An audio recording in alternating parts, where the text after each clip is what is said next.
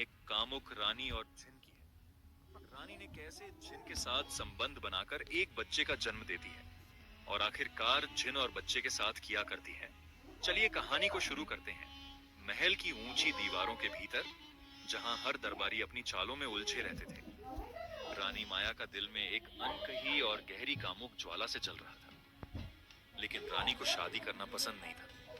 वह शाही कर्तव्यों में पूरी तरह से लीन थी, लेकिन भीतर एक आग थी जो कभी बुझने का नाम नहीं लेती थी। ये आग केवल शक्ति की नहीं थी, बल्कि अपनी कामुक इच्छाओं की थी, जो समय समय पर उसके हृदय में बलवती हो जाती थी।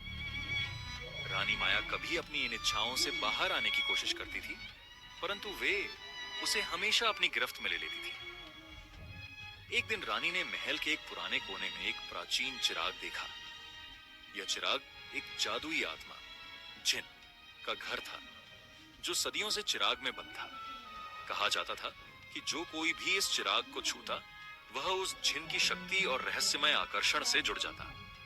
जिन, जो एक समय में शक्तिशाली था, अब चिराग में बंद होकर अपनी बर्बादी और तृष्णा का शिकार था। रानी माया की जब उस चिराग की चमक देखी, तो उसकी जिज्ञासा और बढ़ गई। एक रात जब महल का हर कोना शांति में था, उसने चुपके से चिराग को उठाया। जैसे ही उसके हाथ में चिराग आया, हल्की सी लहर सी महसूस हुई और अचानक एक गहरी आवाज उसके कानों में गूंजने लगी। तुमने मुझे जगाया है रानी माया, मैं तुम्हारी इच्छाओं को पूरा करने के लिए तैयार हूं।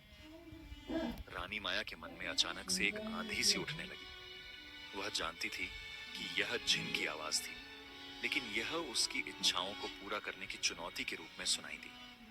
जिन ने उसे यह प्रस्ताव दिया कि वह उसके भीतर की कामुकता इच्छाओं को पूरी तरह से समाप्त कर सकती है, उसकी शक्ति को महसूस कर सकती है और उन इच्छाओं के साथ एक नई पहचान बना सकती है। तुम मेरे साथ आकर अपनी शक्ति को मुक्त कर सकती हो, जिन ने कहा। तुम्हारी काम वासना और तृष्णा को स्वीकार कर तुम्हें एक ऐसी शक्ति मिलेगी जो तुम्हारे राजसी कर्तव्यों से कहीं बढ़कर हो। तुम केवल अपने शरीर की नहीं, बल्कि अपने मानसिक और शारीरिक सीमाओं को भी पार कर सकोगी। रानी माया का दिल तेजी से धड़कने लगा। उसे अपनी शक्ति को और अधिक महसूस करने का ख्याल आकर्षित करता था, लेकिन इसके साथ ही उसे यह भी डर था कि वह जिन की शक्ति से पूरी तरह से बंध न जाए। वह एक आदर्श शासक थी, लेकिन अपनी इच्छाओं के आगे उसकी शाही छवि कहीं खो सी गई थी। रानी माया के भीतर चल रहे इस संघर्ष का असर महल के अन्य लोगों पर भी पड़ने लगा। उसके मंत्री, दरबारी और यहाँ तक कि सैनिक भी उसके व्यवहार में बदलाव को महसूस करने लगे। वे देख रहे थे कि रानी का ध्यान अब पहले जैसा नहीं रहा। वह अक्सर सोचों में खोई रहती थी और उसकी आंखों में एक अजीब सी तृष्णा झलकने लगी थी। कुछ दरबारी यह सोचने लगे कि रानी का मानसिक स्थिति अब डगमगा रही है और इसके परिणाम स्वरूप महल की शक्ति संतुलन पर असर पड़ सकता है। वे रानी के पक्ष में और उसे अपनी इच्छाओं से दूर रखने के लिए कोशिशें करते थे, लेकिन रानी माया अब जिन के प्रभाव में पूरी तरह से खो चुकी थी। रानी माया की इच्छाएं अब इतनी बलवती हो चुकी थीं कि उसने उन्हें अपनी पूरी क्षमता के साथ महसूस करना शुरू कर दिया। चिराग और जिन की शक्तियां उसे शरीर की नई अनुभूतियों से भर देती थी।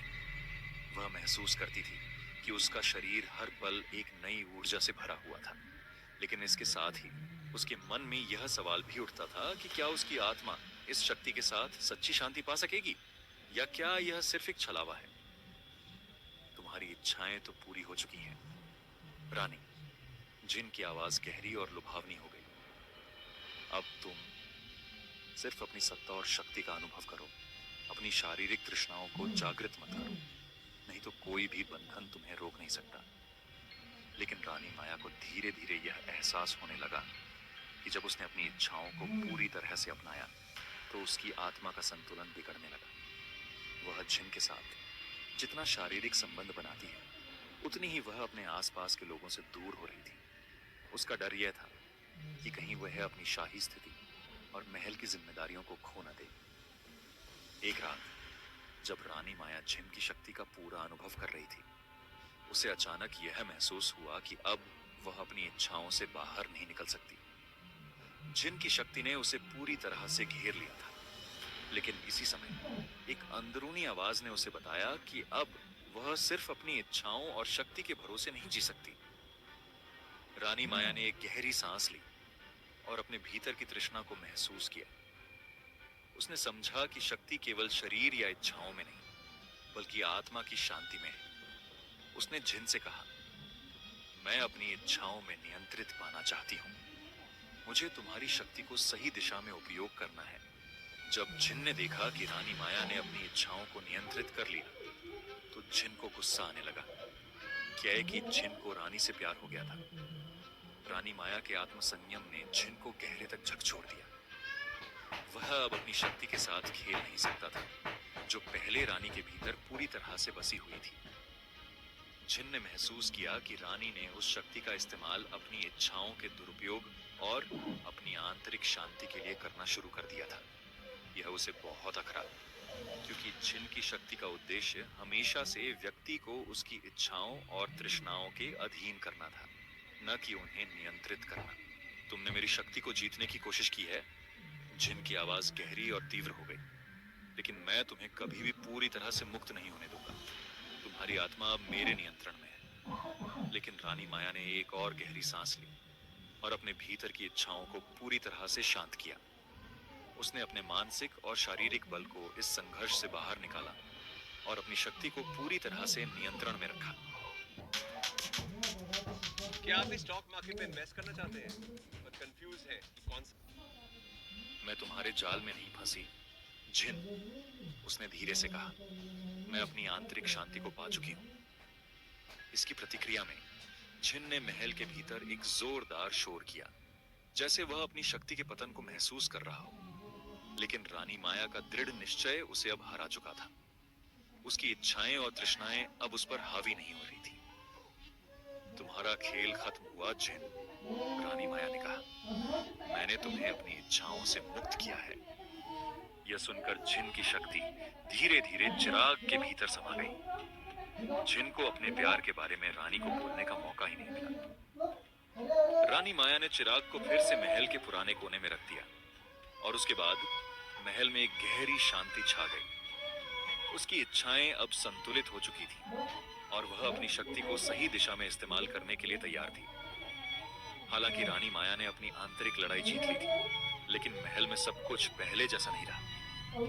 एक दिन रानी बगीचा बैठे थे तो अचानक रानी को उल्टी आने लगी। रानी ने महसूस किया कि वह गर्भवती है। रानी माया की गर्भवती होने की खबर महल में जैसे ही फैली, सभी दरबारी और महल के लोग चौंक गए। यह घटना न केवल शाही परिवार के लिए एक नई चुनौती थी, बल्कि रानी माया के भीतर की ताकत और संघर्ष का भी एक नया मोड़ था। रानी माया ने महल के आंतरिक गोपनीय स्थानों में खुद को बंद कर लिया और मनन में डूब गई। वह सोचने लगी कि इस बच्चे के साथ उसकी इच्छाएं और शक्तियां क्या हो सकती हैं। क्या वह अपने बच्चे को इस दुनिया में लाकर एक नया संघर्ष शुरू करेगी? एक दिन रानी माया को अपनी आंतरिक शांति को बनाए रखने के लिए एक दार्शनिक की मदद की जरूरत महसूस हुई। महल के नजदीक एक अर्शी आए थे, जो अपनी गहरी साधना के लिए प्रसिद्ध थे। रानी ने उन्हें अपने पास बुलाया और अपनी चिंता साझा की। अर्शी ने रानी से कहा, रानी माया, तुमने अपनी इच्छाओं को नियंत्रित किया है, लेकिन अब तुम्हें अपने संतान को भी सही मार्ग दिखाने की आवश्यकता है। तुम्हारे बच्चे की शक्ति तुम्हारी शक्ति से जुड़ी हो, लेकिन उसे संतुलन की आवश्यकता हो। तुम्हें उसकी शिक्षा और आंतरिक शांति को सही दिशा में बढ़ावा देना होगा।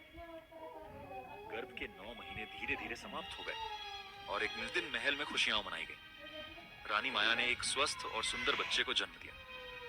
यह बच्चा न केवल उसकी इच्छाओं की जीत का प्रतीक था, बल्कि एक नई शुरुआत भी था, एक नया जीवन जिसे वह संतुलन और शांति की दिशा में आगे बढ़ाएगी। रानी माया ने अपने बच्चे को अपनी नजर से देखा और महसूस किया कि यह बच्चा उसकी आंतरिक शक्ति का वास्तविक रूप था। वह अब जानती थी कि सही शक्ति सिर्फ बाहरी नियंत्रण में नहीं होती, बल्कि अंदर की शांति और संतुलन में होती है। और रोज दिन से रानी माया ने न केवल अपनी बल्कि अपने बच्चे की शक्ति को भी सही दिशा में इस्तेमाल करने का प्रण लिया। महल में शांति का वातावरण था, लेकिन रानी माया जानती थी कि यह शांति स्थायी नहीं। अब उसे पूरी तरह से समझ में आ गया था